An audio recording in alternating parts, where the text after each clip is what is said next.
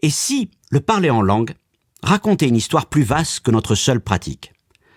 Et s'il était bien plus qu'une grâce personnelle, mais un signe prophétique, un fil rouge qui traverse toute la Bible, de la confusion de Babel jusqu'à la louange dans le ciel de l'Apocalypse. Aujourd'hui, je t'invite à voir le parler en langue sous un autre angle, non seulement comme un outil de prière, mais aussi comme un signe d'unité, de rassemblement divin du peuple de Dieu. Alors bienvenue à toi dans cet épisode spécial, cet épisode bonus, le dernier de notre série de podcasts. Ils parleront des langues nouvelles.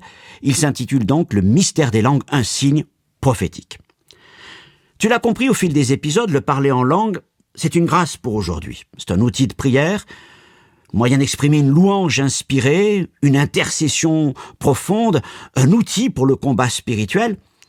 Mais il y a encore plus.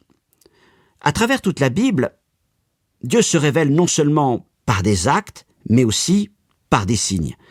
Des signes visibles, sensibles, qui disent une réalité invisible. Le parler en langue fait partie de ces signes. Il n'est pas un phénomène isolé. Il révèle que quelque chose du royaume est en train de se manifester parmi les hommes. Et c'est cette perspective que nous allons explorer ensemble. Et ce que je veux te laisser comme idée principale dans cet épisode, c'est que les langues nouvelles sont un signe prophétique de rassemblement et d'unité du peuple de Dieu. Elles renversent la malédiction de Babel et annoncent l'unité finale de tous les peuples en Jésus-Christ. Alors, premièrement, aux origines, Babel, quand les langues séparent les hommes. La première fois que Dieu agit sur les langues humaines, ce n'est pas pour unir, c'est pour juger et disperser. C'est l'histoire de Babel et de cette tour que les hommes voulaient construire. Babel, c'est l'orgueil des hommes, qui veulent atteindre le ciel par leur propre force. Et Dieu répond, non par le feu, mais par la confusion. Genèse 11:7, confondons leur langage afin qu'ils ne se comprennent plus. C'est à ce moment que naissent les langues comme séparation, barrière, jugement. C'est donc en soi un signe négatif, un signe de jugement. Et les hommes se dispersent, puisqu'ils ne se comprennent plus. Alors faisons maintenant un bond en avant dans l'histoire et retrouvons-nous à Jérusalem au jour de la Pentecôte. Et nous disons maintenant, à la Pentecôte, les langues rassemblent. À Jérusalem, donc, nous trouvons des disciples persévérants dans la prière et dans l'attente de la promesse, quand soudain le feu du ciel tombe et des langues se mettent à jaillir de leur bouche. Cette fois, ce n'est pas pour diviser, mais c'est pour rassembler. En effet, une foule nombreuse se presse au lieu où se trouvent les disciples et elle rapporte Actes 2:8, mais comment les entendons-nous dans notre propre langue? Ce que Babel a brisé, Dieu le restaure par son esprit. À Babel, les hommes voulaient monter au ciel, à Pentecôte, c'est le ciel qui descend.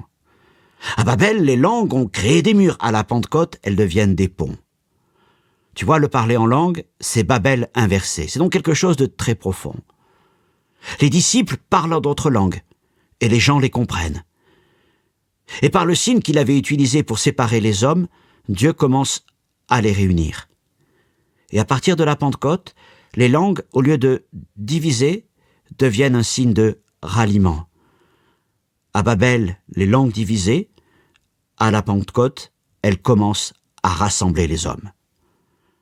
Troisièmement, les langues comme signe d'un nouveau paradigme. Jusque-là, d'une certaine manière, on pourrait dire que Dieu parlait en hébreu à Israël. Mais à la Pentecôte, voilà que soudainement, des Galiléens se mettent à louer Dieu dans les langues des nations. Et c'est plus qu'un miracle linguistique, c'est une déclaration prophétique. Disant, le salut est pour toutes les nations, et les nations vont commencer à louer le Seigneur dans leur langue.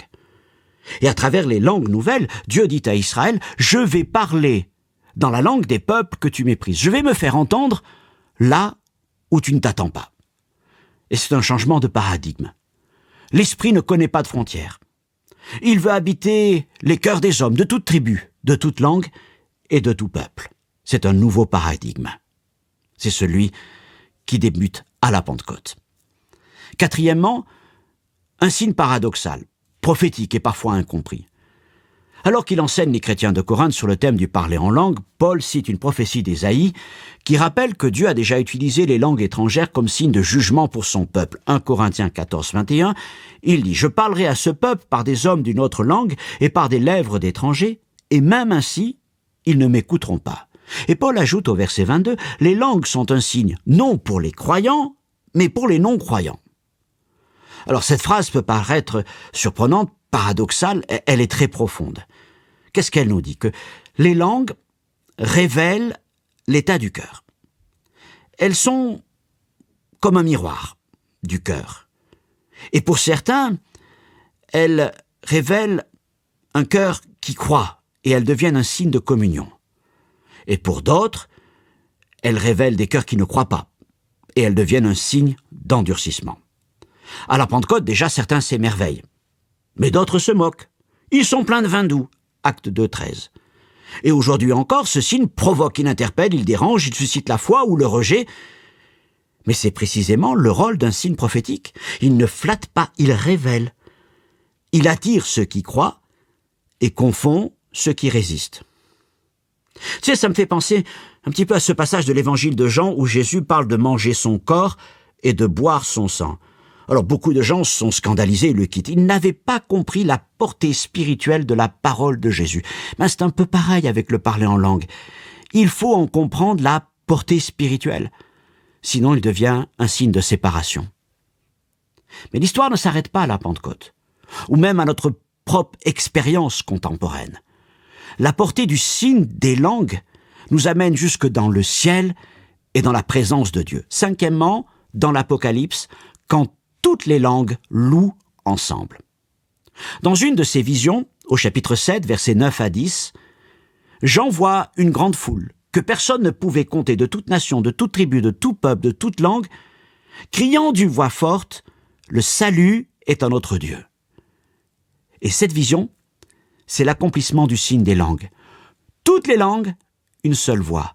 Toutes les cultures, une seule louange. Tous les peuples, rassemblés en une seule adoration.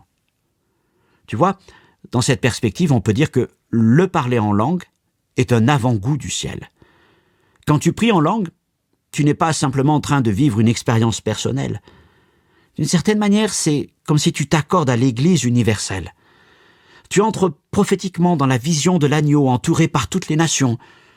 Tu annonces déjà, par ces mots qui sortent de ta bouche et de ton esprit, ce que Dieu a commencé à accomplir à la Pentecôte, c'est-à-dire la réconciliation des peuples unis dans une même louange comme les prémices de ce qui s'accomplira pleinement dans l'Apocalypse. Ce que Babel avait fracturé, Dieu a commencé à le restaurer à la Pentecôte, et l'Apocalypse nous montre l'aboutissement glorieux de cette œuvre. Alors tu vois maintenant, le parler en langue, ce n'est pas juste pour toi. Quand tu ouvres ta bouche et pries en langue, chante en langue, intercède en langue, tu affirmes que Dieu a renversé Babel et que ce qui était séparé, il le réunit.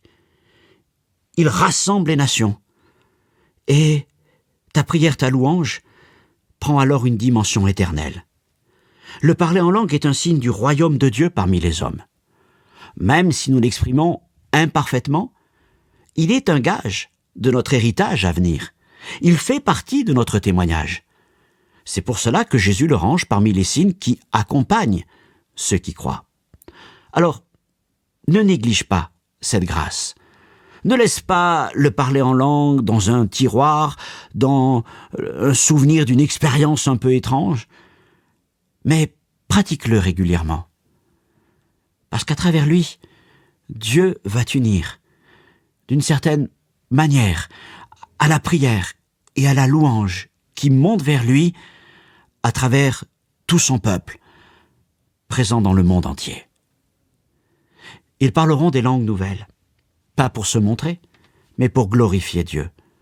Pas pour diviser, mais pour rassembler. Pas pour impressionner, mais pour annoncer que le ciel est là, pour témoigner que le royaume de Dieu ne cesse de s'approcher.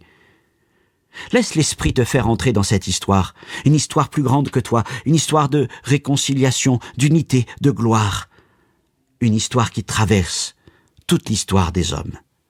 Et un jour, toi aussi tu crieras avec cette grande foule, dans ta langue et dans celle de l'Esprit, le salut est à notre Dieu et à l'agneau. Mais dès aujourd'hui, laisse le Saint-Esprit te remplir, conduire ta langue dans la prière, remplir ta bouche de sa louange, et laisse jaillir par la foi ces langues nouvelles, et entre ainsi dans l'immense foule des témoins de Jésus. Au terme de ce dernier épisode bonus, je voudrais prier pour toi et t'inviter à t'associer à ma prière, si tu le veux bien. Seigneur, nous ne cherchons pas à le parler en langue pour lui-même, mais c'est avant tout la communion avec ton esprit que nous désirons. Et dans ta grâce, il t'a plu de nous permettre de parler des langues de l'esprit lorsque nous sommes remplis de ton esprit. Merci pour tous ceux qui vivent déjà cette expérience magnifique. Et puis, je te prie, Seigneur, d'accorder à ceux qu'ils te demandent de tout leur cœur de vivre cette plénitude du Saint-Esprit dans leur vie et de leur permettre de s'exprimer à leur tour dans ces langues nouvelles. Permets aussi à chacun d'entre nous et à ceux qui manifestent déjà cette grâce de la pratiquer avec foi, avec audace et prudence. Et donne-nous, Seigneur, d'en comprendre toute l'importance d'exercer ce signe dans la foi et dans le repos. Seigneur, merci de nous permettre d'avoir ce langage particulier qui unit notre esprit à ton esprit. La prière de notre esprit, la louange de notre esprit, les sentiments de notre esprit, les soupirs de notre esprit. Merci de les agréer dans le nom de Jésus. Que le Seigneur te remplisse de son esprit et qu'il te permette de vivre pleinement le signe des langues nouvelles et à toi qui le pratiques, d'en découvrir toutes les facettes extraordinaires. J'espère que cette série aura pu te convaincre, t'encourager, te permettre de mieux comprendre les choses. Mais dans tous les cas, je ne peux que t'inviter à lire sa parole, reprendre ces passages des Actes, d'un Corinthiens chapitre 12 à 14, de te nourrir de sa parole et de chercher la communion avec le Saint-Esprit dans laquelle, c'est certain, tu recevras à ton tour des communications. Que Dieu te bénisse, merci de m'avoir écouté, au revoir.